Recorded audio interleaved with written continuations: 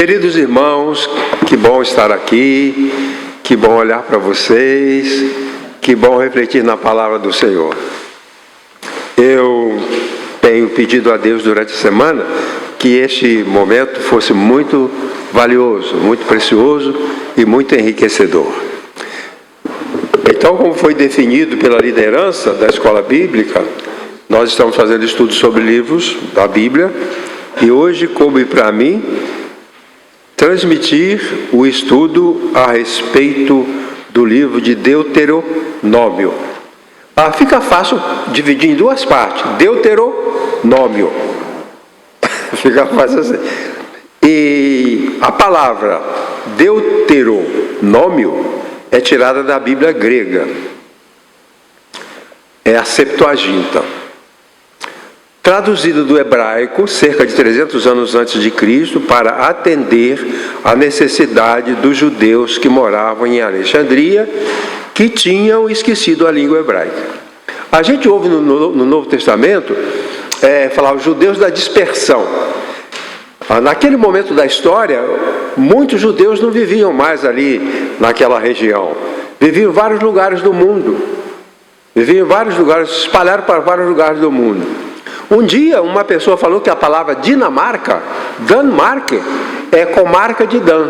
Quer dizer, a tribo de Dan tem para o norte até o gelo da Dinamarca. Agora, naquela época, nos dias anteriores à vinda de Jesus, havia judeus lá, 300 anos antes no período grego, quando os gregos dominavam, a cultura grega dominava, havia muitos judeus já da dispersão em vários lugares do mundo. Não sei se irmão se lembra uma época que os israelitas, o Estado de Israel, mandou buscar os judeus negros da Etiópia. Porque eles ficaram lá depois de tantas gerações, eles ficaram negros. Os atuais judeus da Etiópia são negros. E os judeus, houve um momento que o governo de Israel mandou um monte daqueles aviões enormes para tirar os judeus negros e levar para Israel. Então Israel é judeus negros daquela dispersão. Indo para a África, com o passar dos anos, ficaram da cor dos africanos, da cor dos africanos. Então, naquela ocasião, surgiu a Septuaginta. A palavra Septuaginta está ligada a 70.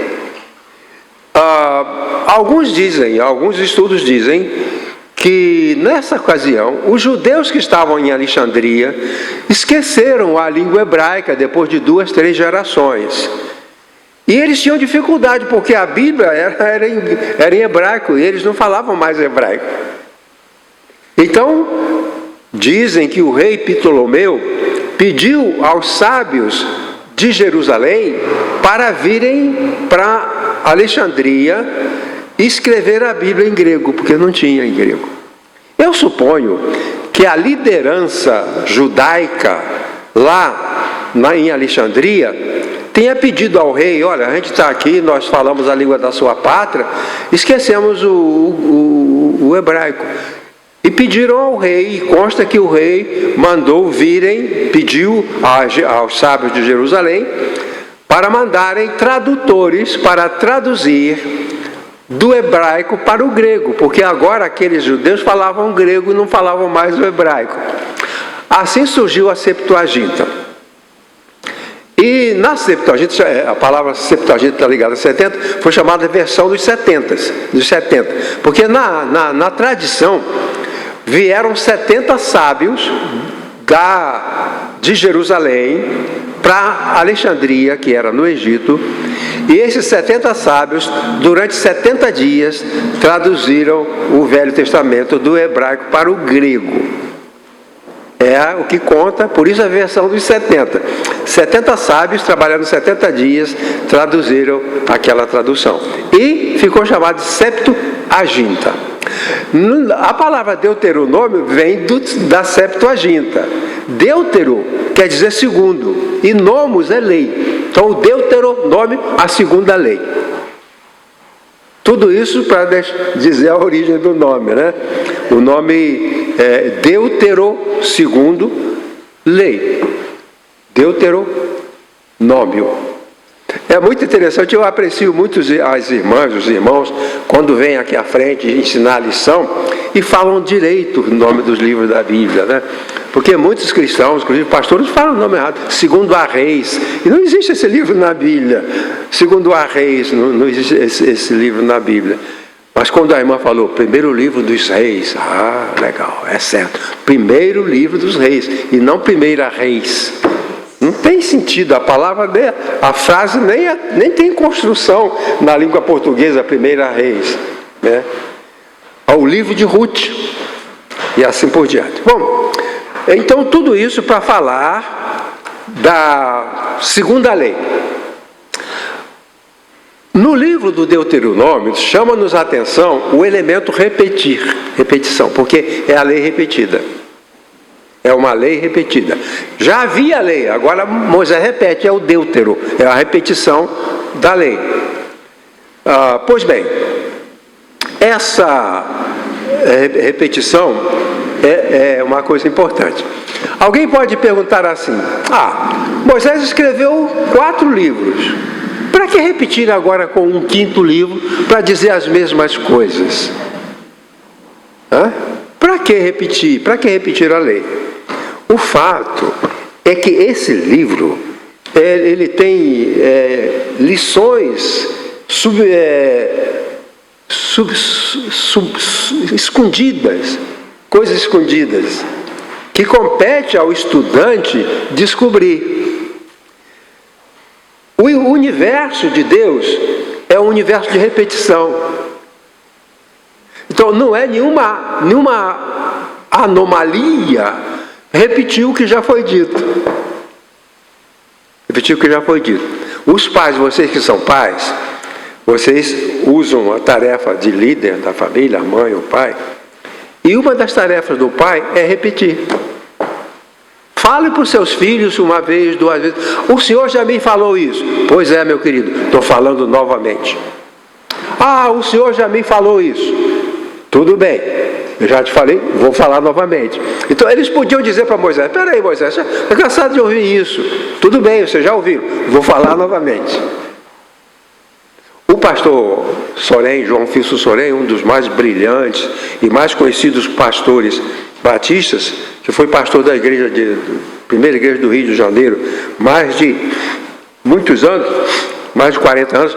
Quando o pastor Sorém fez 40 anos de pastorado na primeira igreja batista do Rio de Janeiro, o secretário fazia 40 anos de secretário e o tesoureiro fazia 40 anos de tesoureiro. Então os 3 comemoraram 40 anos de pastor, 40 anos de tesoureiro e 40 anos de secretário na mesma igreja.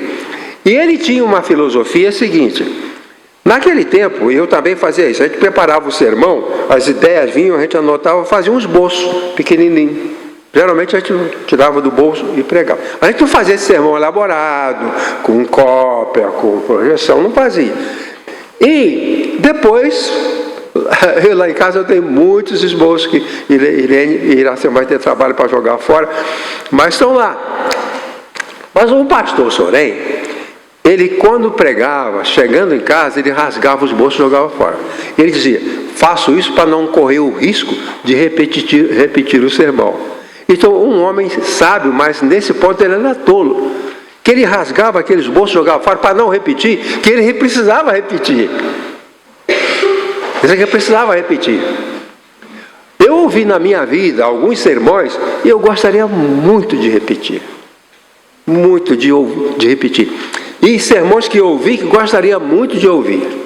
O pastor Dr. Baker fez um sermão intitulado assim, 4 coisas que Deus não sabe. Eu queria ouvir novamente o Dr. Baker, coitado, já morreu, coitado não, né? Já morreu há muito tempo.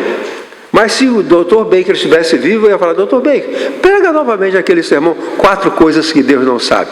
Então, coisas que já foram ditas, você disse para o seu filho, diz nome, o professor disse para o aluno, chama o aluno, fala. Professor, eu estou cansado de ouvir isso. Pois bem, vai continuar ouvindo.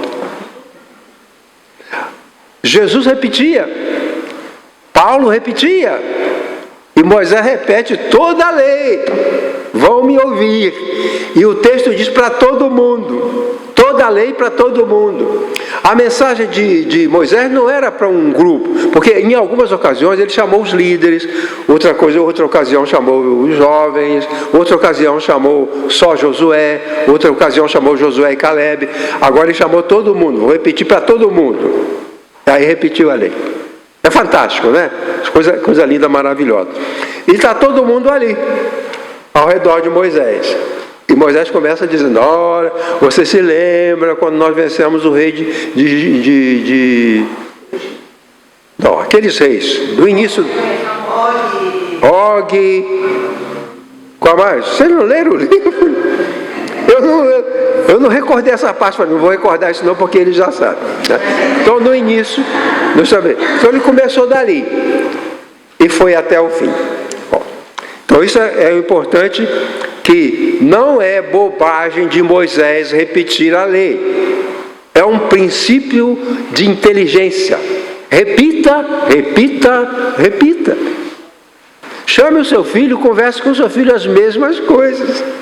Os irmãos sabem quando Paulo pregou numa certa cidade e as pessoas ficaram encantadas com aquela pregação. Disseram: Paulo, nós queríamos voltar amanhã para ouvir esse sermão novamente. Alguma vez aqui na igreja alguém me alegrou muito, dizendo: pastor, o senhor poderia pegar aquele sermão que o senhor pegou em 1900 e tanto? Eu, com muita alegria, fiz isso, eu faço isso. Aqui então, Moisés está repetindo: Deuteronômio, repetição da lei, segunda lei. E qual a importância disso? Por quê? Bom, lendo o item 2, a razão do livro. Após 40 anos e 10 meses de caminhada, o povo estava acampado em Moabe, do lado direito do Jordão. Coisa interessante, as duas regiões que estavam ali, aqui está o rio Jordão, aqui está Canaã, a terra prometida. Moisés não trouxe o povo à terra prometida, Moisés trouxe até aqui. Daqui para lá é Josué que vai ter que passar o Jordão e tomar conta daquela região.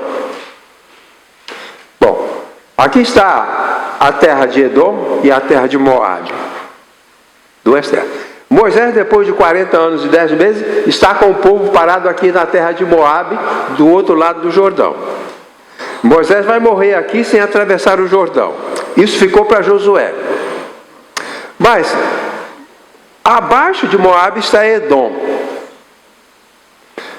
Edom era descendência de Esaú, de quem Jacó havia roubado a primogenitura. Então é um lugar, de alguma forma, ligado a eles, porque é a terra do nosso antepassado Esaú. E ali não houve problema. Moisés não teve problema em Edom, não houve guerra com aquele povo, e nem em Moabe. Moabe era descendente de Ló, eram os descendentes de Ló. Quando a cidade de Sodoma e Gomorra foi destruída, foi tudo destruído, e a mulher de Ló morreu, virou uma estátua de sal, e eles não tinham filhos, e as duas filhas, só tinha filhas, né? E as duas filhas de Ló falaram: nosso pai morreu, nossa mãe não tinha filho, ela morreu, e aí, como é que fica o nosso pai? Vai ficar sem herança. Como é que nós vamos fazer? Aí elas disseram: vamos ter filho com o nosso pai. E as duas tiveram relações com o pai, e a mais velha engravidou, e o filho se chamou Moabe. Agora Moisés está em Moabe, para atravessar para a terra prometida, para Canaã. Então é curiosa a história, né? É porque Ló era primo de Abraão. E Abraão era o ancestral desse povo que estava entrando na terra prometida. E Abraão vai entrar nessa terra, o povo de Israel vai entrar nessa terra prometida. Estão em Moabe, aqui está Edom, e não fizeram nada, ficaram parados ali um bom tempo em Moabe, não teve briga, não teve confusão. Agora Moisés está dizendo: daqui para frente é atravessar. Daqui para frente é atravessar o Jordão. Pois bem, então o no item 3 eu digo o seguinte, presta atenção. Os discursos considerados de mansidão. É bom a gente lembrar disso, porque Deuteronômio foram discursos bondosos, discursos amorosos, discursos de saudade, discursos de simpatia. O livro de Deuteronômio não é duro como o Êxodo, não é duro como os outros livros. É chamado os discursos de brandura. Então, no livro de Deuteronômio, Moisés faz uma série de discursos bondosos, carinhosos, afetuosos.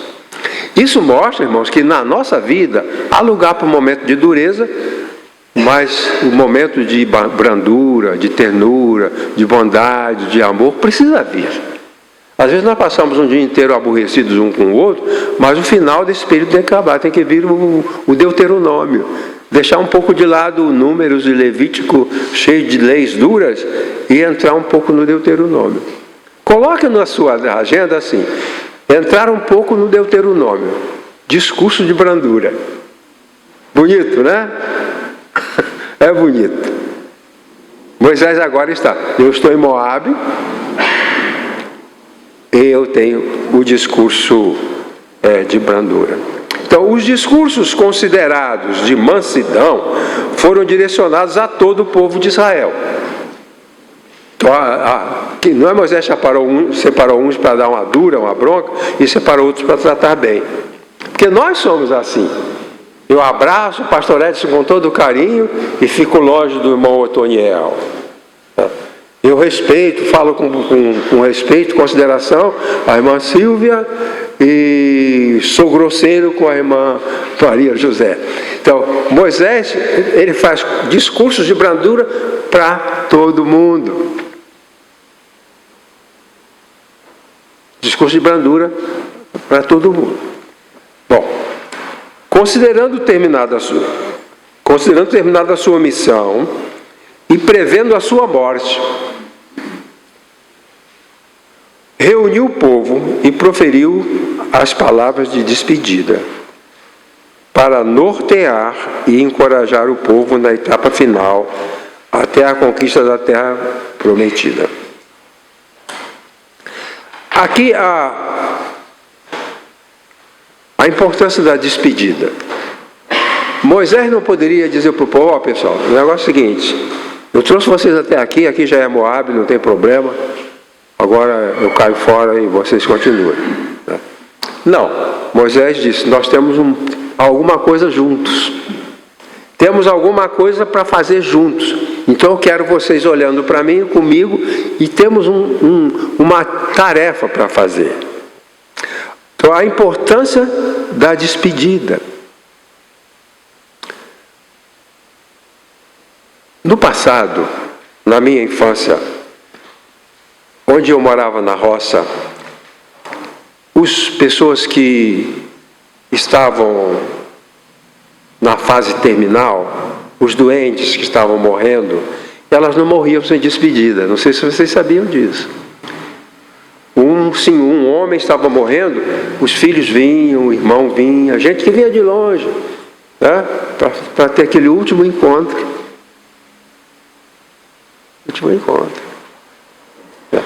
E havia uma pessoa numa família que nós conhecíamos, que era um adolescente, um rapaz já, grande, adulto.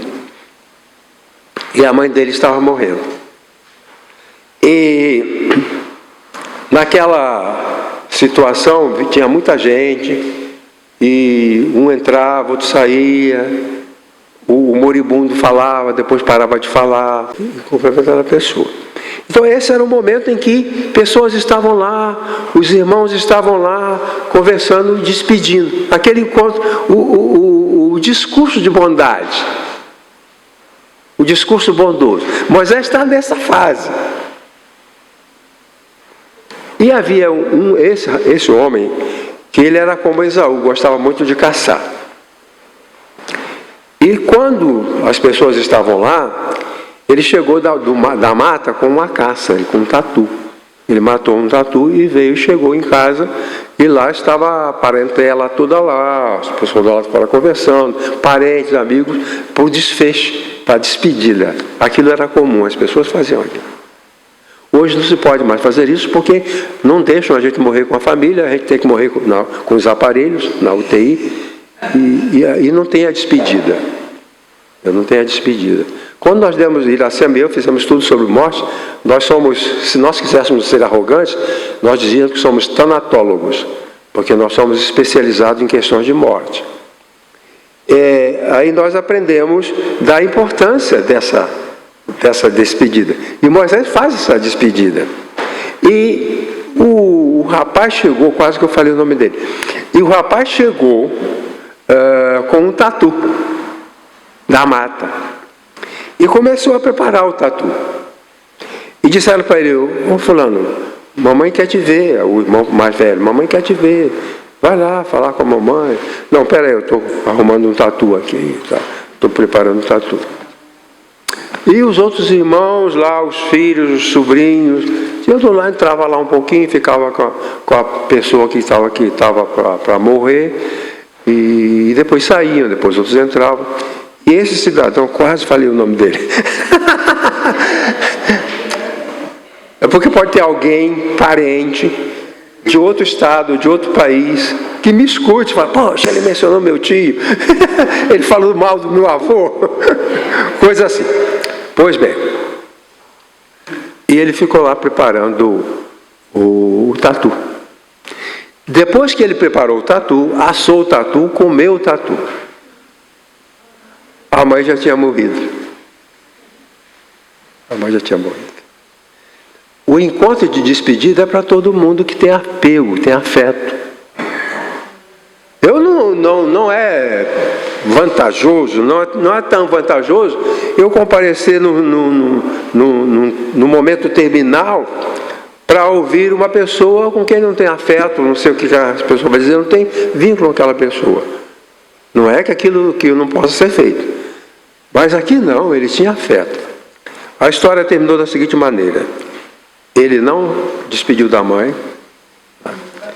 Imagine, irmão, se Moisés está lá, né, o discurso de ternura para quem vai embora, depois de tirar todo aquele povo do cativeiro, dar comida no deserto, dar água no deserto, defender dos inimigos, e depois Josué fala: não gosto desse papo, não gosto dessa coisa, não gosto de falar em morte, não quero falar em morte, vou embora. Não, todos vieram. Os tempos esses tempos são tempos valiosíssimos. O rapaz comeu o tatu, não falou a última palavra com a mãe. Os anos se passaram, ele depois desapareceu e depois ele sumiu. Dizem que foi devorado por uma onça. Foi devorado por uma onça. Nunca mais ninguém soube dele, mas sabia que ele gostava de ir para as matas caçar. E um dia ele não voltou mais. E a história era essa: ele foi devorado por uma onça. Para não despedir da mãe, levou a vida de caçador. Pois é. Então esse momento, essa palavra de despedida, isso é uma coisa enriquecedora. Então, Moisés não podia deixar. Alguém pode dizer: Moisés já estava chateado, estava chato. Não, ele com todo o carinho, vou falar. Então, quando a gente lê o Deuteronômio, a gente tem que ler com essa lembrança. Por que foi escrito? Não precisava. Para dizer o que já disse há tantas vezes, não precisava. Mas a alma, ao coração, ao amor, a riqueza do afeto, isso tem que ser compartilhado. O melhor ambiente do mundo é aquele ambiente onde se compartilha os sentimentos, se compartilha o afeto, se compartilha o amor, quando se ouve o sofredor, quando se escuta aquele que está indo embora. No item 4 eu digo o seguinte: o discurso de Moisés apresenta uma joia de administração apreciada desde os tempos antigos, hierarquia e divisão de trabalho. Um francês estudioso chamado Henri Fayol, ele estabeleceu os métodos da administração moderna.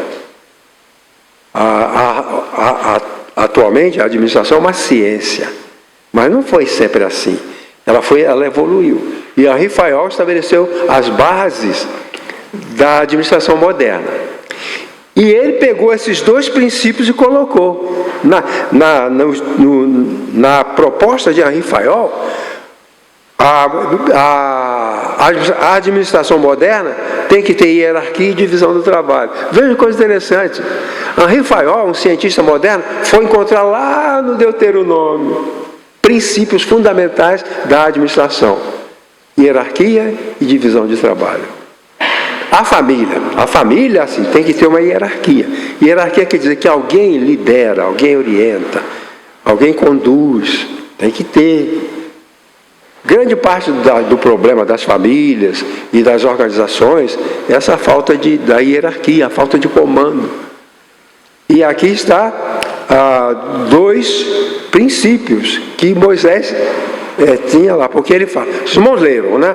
Moisés fala como ele que escolheu líderes, um líder lidera 1000, outro lidera 100, um lidera 10, um lidera 5. Um faz isso, outro faz aquilo, o juiz faz isso, o plantador de uva faz isso. Ele fez. Antes de entrar na terra prometida, eles precisam de uma organização, um método administrativo.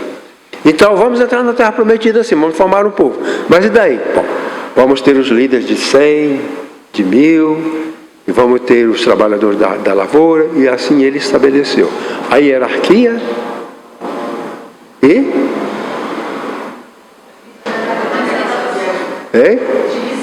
divisão de trabalho. Hierarquia e divisão de trabalho. Se nós em nossas famílias levássemos mais a sério essa hierarquia, a divisão do trabalho, as igrejas seriam muito mais frutíferas. As famílias seriam muito mais equilibradas, onde cada um cumpre o seu dever, cada um cumpre a sua obrigação. Muitas famílias têm adolescentes fortes, não ajudam a mãe doente. Às vezes a mãe está lá com hernia de disco, fazendo um monte de serviço, e o marmanjão fortão, grandão, não faz nada. Isso atrapalha. Mas Moisés falou, não, vamos dividir. Vamos dividir. E é um princípio de administração.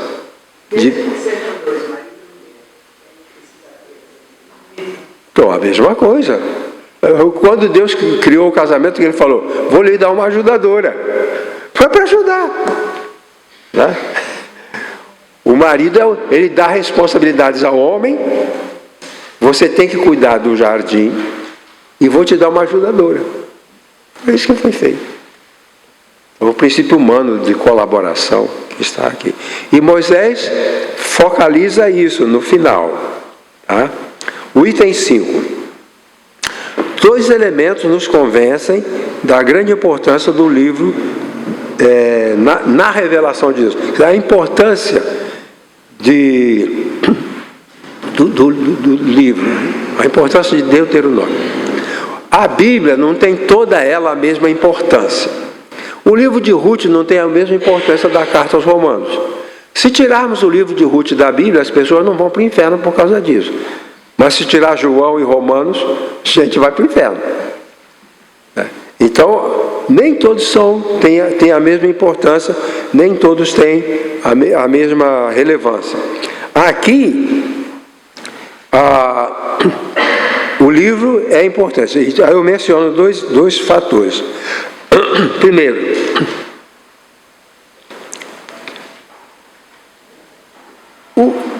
do livro do Deuteronômio, os judeus tiraram o Shema. O Shema era a confissão de fé que todo judeu fala todo dia. Ouve, ó Israel, o Senhor nosso Deus é o único Senhor. Amarás o Senhor teu Deus de todo o teu coração, de toda a tua alma. Todo judeu fala isso. Isso está no Deuteronômio. Eles pegaram do Deuteronômio. Então, o núcleo, o centro, a lembrança diária da fé dos judeus veio do Deuteronômio, o Shema. Nós levantamos, vamos trabalhar, ou não vamos trabalhar, porque alguns não vão, outros não podem, tem gente que está doente.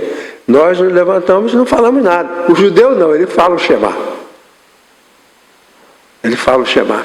E o Shema veio do Deuteronômio. Não veio do Gênesis, não veio de Isaías. Podia vir do profeta Isaías, que é um grandioso, maravilhoso profeta. Podia vir de Jeremias. Mas não, tiraram do Deuteronômio. O Shema. Está aí, tem a citação aí, né? Versículo 6, capítulo 6, de 4 a 5. E o segundo aspecto é que o livro é mencionado no Novo Testamento mais de 80 vezes. Quer dizer, os cristãos deram grande importância ao Deuteronômio. E outra citação, que quando Jesus venceu Satanás, venceu recitando o Deuteronômio. As palavras de Jesus para combater Satanás foram do Deuteronômio, foram da lei. Por exemplo, quando Satanás diz, faze com que essas pedras se transformem em pães, e Jesus falou, nem só de pão vive o homem.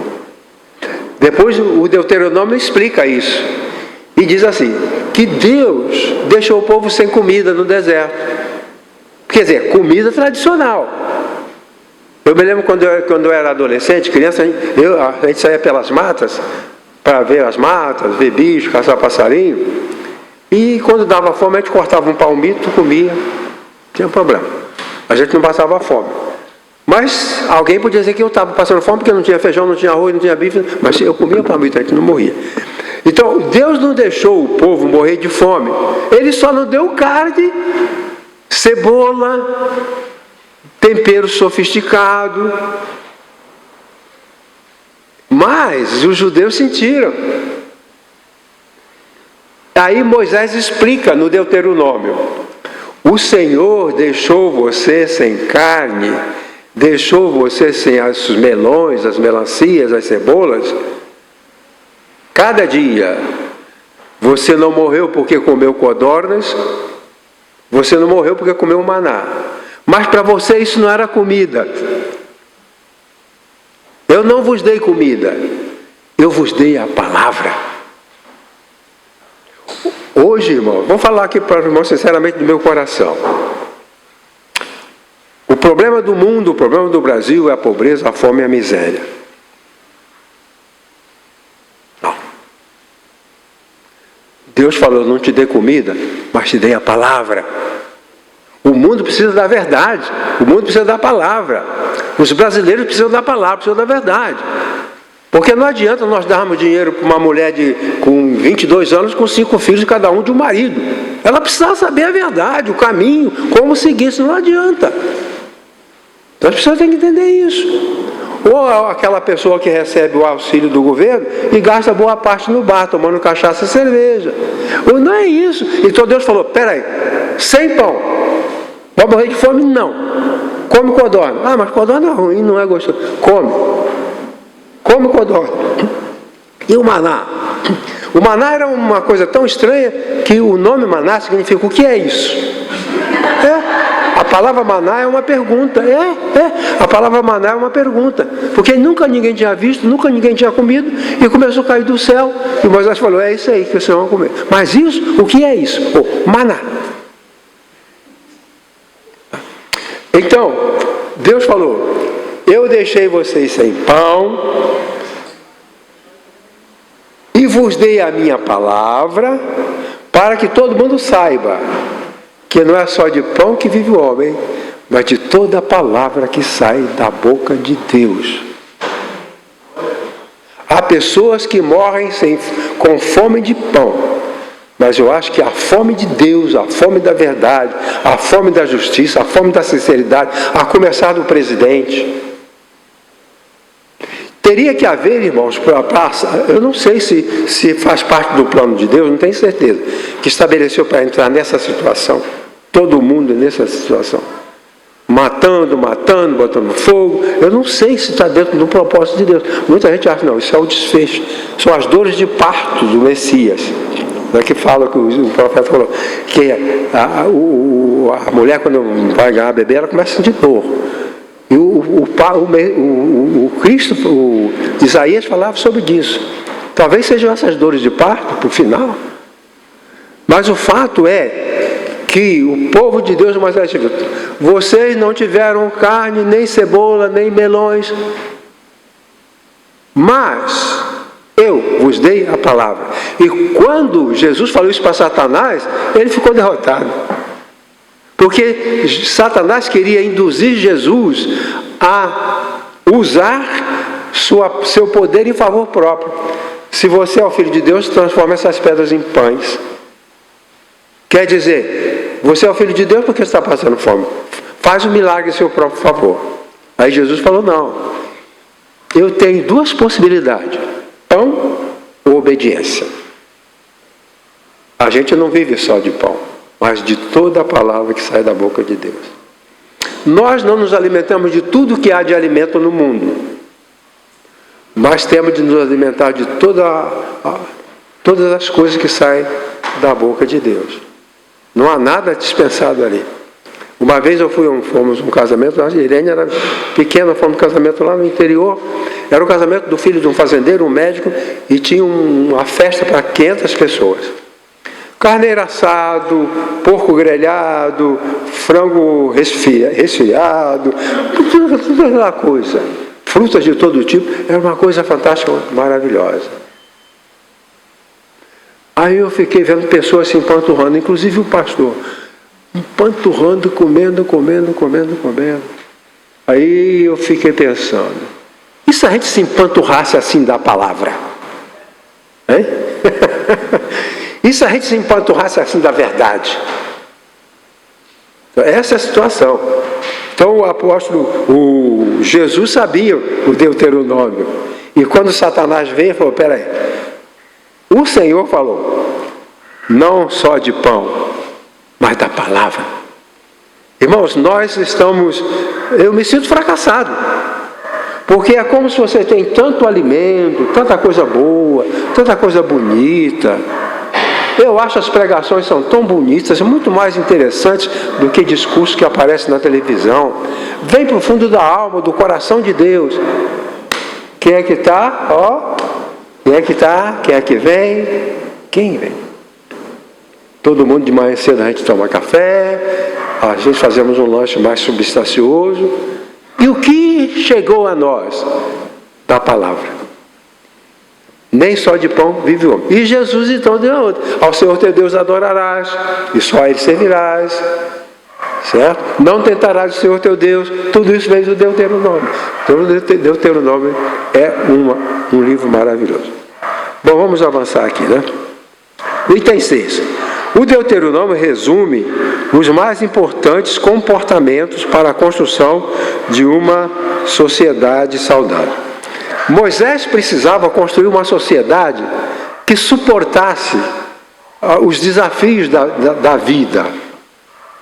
Então os princípios que Deus mandou Moisés colocar era para dar estabilidade às pessoas como criaturas sociais. Aí ele repete a necessidade de um tempo para dedicação a Deus, a lei do sábado. O sábado não era por causa de Deus, era por causa do homem, certo?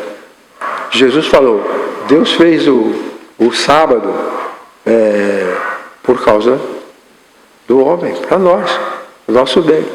Então, quando a lei diz você deve ficar em casa aos domingos, é para você separar um tempinho para saber alguma coisa que Deus quer dizer. Senhor tem alguma coisa para me falar hoje?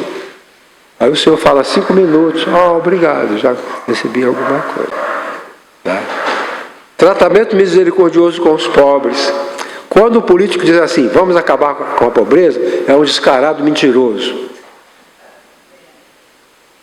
Os pobres existirão sempre. Porque se a pessoa tem uma mansão e o terremoto leva a mansão, ele já não é mais rico, ele é pobre. E ele vai precisar que eu leve para ele um prato de comida.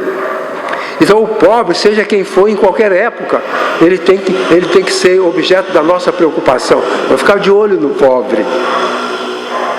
Ficar de olho no necessitado. E Moisés falou: olha, é isso. No povo que vocês estão construindo, ali vocês ficarão preocupados com aquele que é o pobre. E Jesus falou, os pobres sempre têm convosco. E não haverá jeito. Dizer que vai acabar com a pobreza, nós podemos ajudar as pessoas, compete ao Estado, compete à política, compete à igreja, mas é pura demagogia achar que daqui a pouco todo brasileiro vai comer picanha novamente. Não é verdade, não é verdade. Isso aí não é verdade, certo?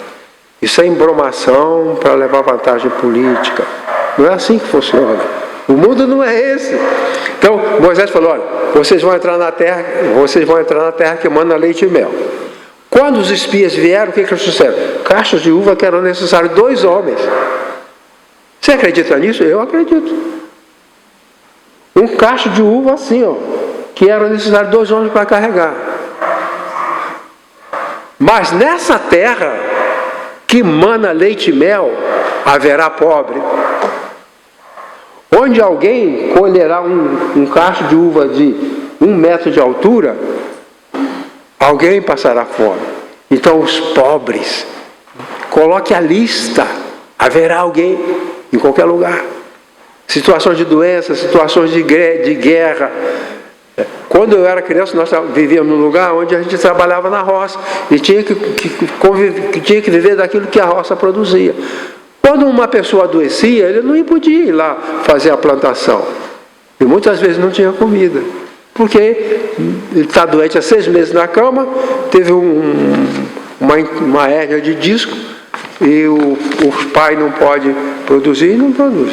Então, mesmo na terra prometida, mesmo vivendo em Canaã, haverá pobres. Compete ao pobre, primeiro, se adaptar à situação da pobreza. Eu sempre digo, o grande problema do mundo não é tanto ser pobre, é não saber viver como pobre. Esse é que é o problema. Porque quando eu vivia na pobreza, na nossa infância, que não tinha pão, não tinha biscoito, não tinha leite, não tinha nada disso, a gente comia mandioca cozida, ou comia inhame. Os irmãos não sabem, mas a gente plantava inhame para dar para os porcos. E mamãe cozinhava um caldeirão de inhame assim, para dar para os porcos. Mas nós, antes dos porcos, íamos lá, pegava alguns inhames dos mais bonitos, e era aquilo que nós comíamos. O nosso café da manhã é o mesmo inhame que eu cozinhava para os porcos. É claro, estava ali no caldeirão, foi cozinhado, não era higienizado. E não havia infelicidade. Eu nunca fui tanto feliz quando chegava da escola e tinha um pedaço de inhame, uma cabeça de inhame lá, que ela, às vezes ainda estava até quentinho, comia maravilhoso e ia brincar.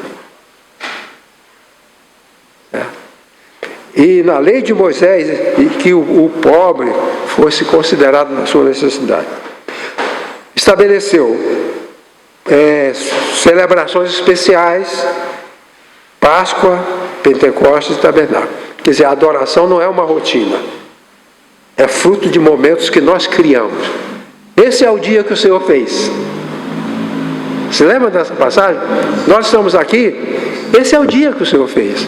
É o nosso momento para adoração. Okay? É isso que Moisés está ensinando para eles.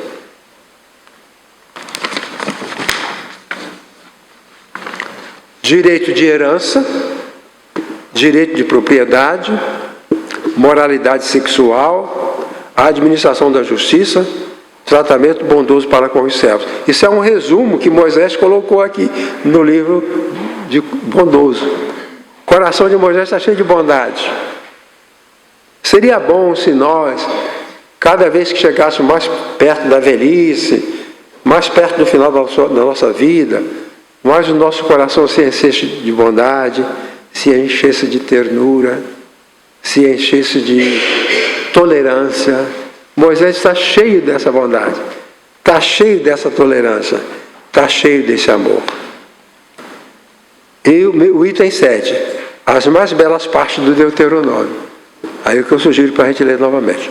O cântico de Moisés de exaltação a Deus, capítulo 32. Moisés agora, ele faz uma canção, escreve uma canção. Essa canção é destacando as belezas de Deus e da sua palavra. Aí depois a gente pode ler. A bênção do povo, ele faz uma bênção ao povo, que são palavras de elogio, e ele menciona cada uma das 12 tribos, um por um. Quando ele falou para todo mundo da mesma forma. Agora ele está abençoando a descendência de Jacó. Para cada uma palavra. Esse. Ele particulariza. Isso mostra, irmão, que Deus também nos particulariza. Há um tratamento que Ele dá a nós, que é só para nós. Já tinha pensado nisso? Às vezes eu penso na minha infância, poxa, Deus me deu coisa que só deu para mim. Eu conhecia mais de 50 meninos. E Deus me deu para mim. Eu ia à escola, eles não iam. Na escola eu era querido, era apreciado pela minha inteligência, modéstia à parte. Eu era um menino crente, todos os outros meninos respeitavam a mim porque eu era crente. O Elias não fala palavrão. O professor tinha carinho pela maneira como tratava o professor. Uma vez alguns alunos estavam chutando umas cadeiras, estavam com raiva, chutando umas cadeiras, e o diretor, doutor Lobão, o nome dele, estava lá olhando. Aí eu vim atrás, fui levantando as cadeiras, que os outros garotos tinham chutado e derrubado. Aí o doutor Lobão olhou para mim. Ele me aprovou e não aprovou os outros. Assim, Moisés fala para o povo, abençoa o povo. E há uma palavra muito importante, que é a palavra de exaltação de Moisés. Disse lá, aqui já não foi Moisés que falou, né? Foi o editor do livro. Ele disse que nunca houve profeta maior do que Moisés. Hoje está cheio de profeta na televisão, cada esquina tem uma casinha lá e tem profeta lá. Isso que, desculpe a palavra, aquilo é fajuto, não tem nada a ver. Certo?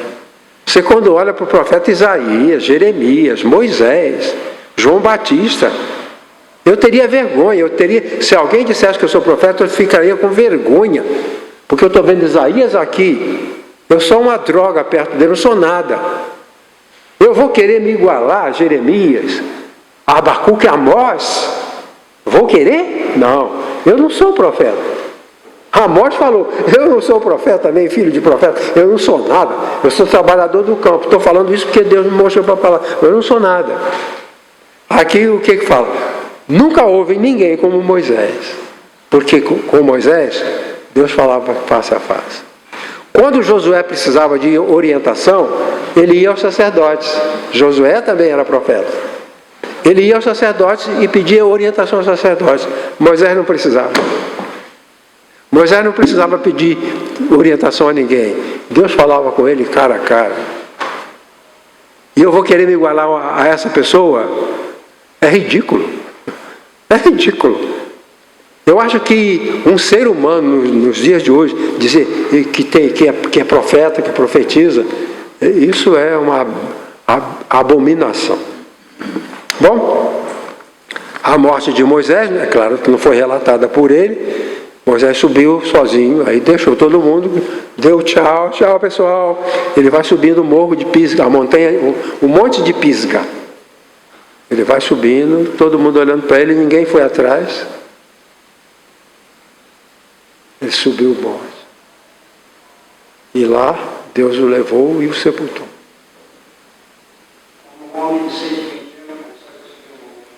Aí diz, o que diz aqui? Nunca enfraqueceu. Nunca seus olhos se escureceram. Eu estou com glaucoma, só com horrores, porque o remédio para glaucoma é horrível. Coça, arde, lacrimeja, lateja, mas tudo. E a visão só não piora. Só não piora. Agora Moisés diz que nunca teve problema. Ele era especial. O meu professor dizia que Moisés era conhecido no mundo inteiro daquela época.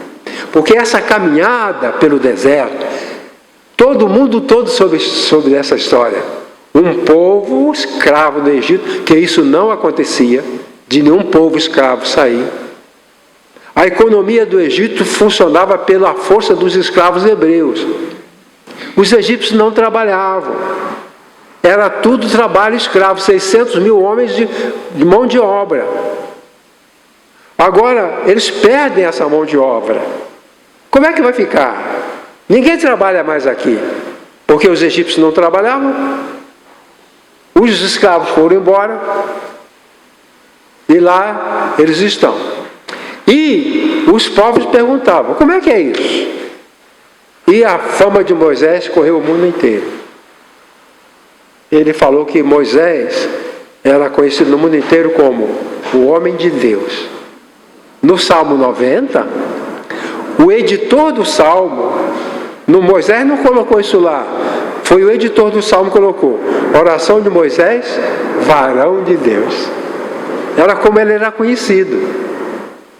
Quando se falava em Moisés, no Egito, na Síria, na Índia, os maiores lugares, os lugares mais distantes do mundo, quando se falava de Moisés, falava homem de Deus, varão de Deus. Ele era especial. E essas pessoas que são especiais, elas precisam ser reconhecidas como pessoas especiais. Na nossa vida não há grandes Moisés, nem grandes realizadores de milagres, mas há pessoas especiais, que talvez sejam tão importantes para nós, como Moisés foi para Josué ou para alguns daqueles outros. Então, no finalzinho, a morte de Moisés, ele morre sozinho, e aquilo, claro, não foi ele que narrou, mas Josué procurou saber e narrou. E a sucessão planejada.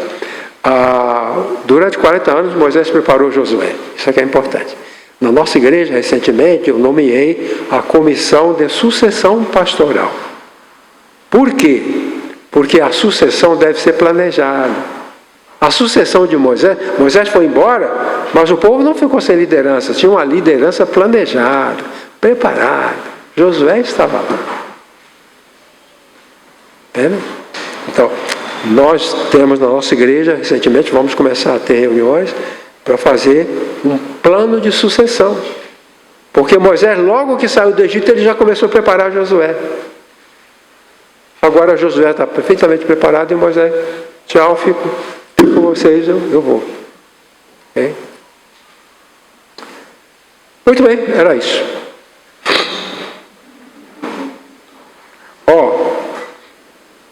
Estudem o seguinte, discutam o seguinte, a importância da repetição nas suas experiências de vida. Certo? Das propostas de comportamento, a qual delas você tem mais dificuldade de obedecer? Cuidar dos pobres, justiça social, culto. Qual dessas é mais difícil para você? Tem uma lista de 9. E, finalmente, fale de uma despedida que marcou a sua vida. Tem uma despedida que essa deu um novo rumo. Porque a morte de Moisés estabeleceu o rumo da história seguinte. Moisés morre e agora está tudo organizado para entrar na Terra Prometida. Então, a morte de Moisés preparou o povo para a conquista. A despedida de Moisés animou as pessoas. Colocou as pessoas em estado de alerta. Nós precisamos avançar. Ok? Muito bem. Eu falei para os irmãos que eu daria um prêmio para os irmãos que se destacassem respondendo algumas perguntas. Depois eu falei, isso não é justo.